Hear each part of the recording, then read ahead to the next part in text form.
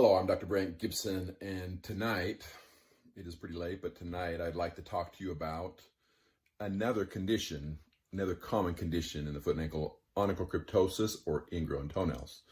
And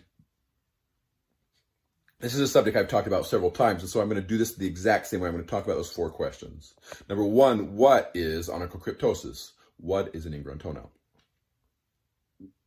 So the idea, the nail should be nice and flat. And the goal is that it stays flat and it kind of sits that way. And as it starts to grow a little bit long, you trim it and you keep it pretty manicured or pedicured so it looks pretty good that way. But what happens is in some individuals, the nail will start to curve, or maybe you break a nail and you've got the portion of the nail that's growing back in that catches the skin. So what happens is it catches the skin on either side and it grows in, or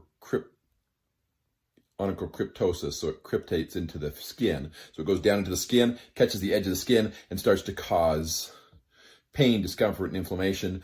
Usually what will happen is the body starts to treat it like a sliver, and it starts to become really, really swollen in that area, really, really red, hot. And a lot of people will say, oh, I think it's infected, where really it's an inflammation from the ingrown toenail that can become secondarily infected. So ingrown toenail or onychocryptosis is the fact that this edge of the nail is growing in. And the question number two is why they happen. There are really four reasons why you can get an ingrown toenail. Number one is genetics. The shape of your nail makes a big difference. If the nails are really, really curved, you increase your chances of getting an ingrown toenail. And you have to be a lot more careful about it. There are individuals that can do everything wrong in how they trim their nails, how they treat their nails, and never get ingrown toenails. So genetics is probably the biggest reason that people get ingrown toenails. Number two, nail injury. So if you were to injure the nail, whether you break it or rip it off or whatever, you can actually get to the point where as it's growing back in, that it becomes cryptotic and it actually grows in on either side and starts to cause problems, or maybe both sides, but it becomes that way because of an injury to the nail.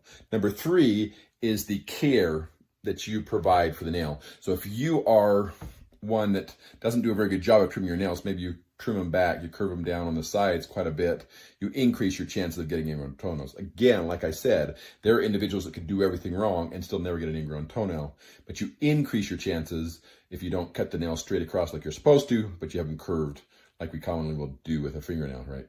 So the idea, those are the three most common reasons.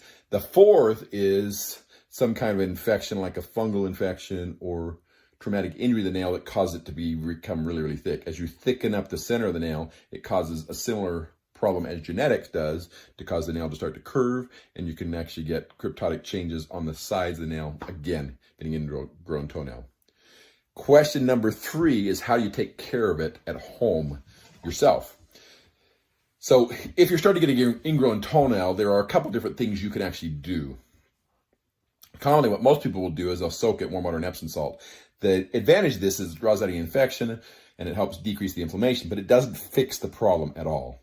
The point is you got to get the nail to stop growing in. So a lot of times you can actually put something underneath it. When I was in Brazil as a missionary and I didn't have the access to get it treated, I would actually take a wooden matchstick and you stick it under the corner of that nail just slightly. It lifts it up, so as it's growing out, it keeps it from growing in. So as you get longer, it's staying on top of that nail, that match, and it doesn't grow in. Some people will put cotton underneath as well. Those are really the biggest things, is something that will pull the nail out. Some individuals will do bathroom surgery. I don't recommend this because most of the time, if you fix anything, it's temporary, but a majority of individuals will actually make it worse.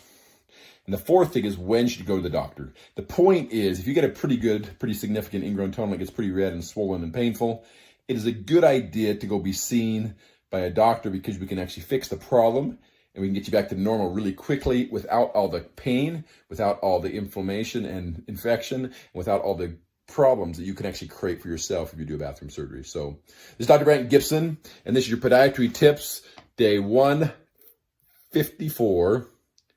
Onychocryptosis, ingrown toenails, answering those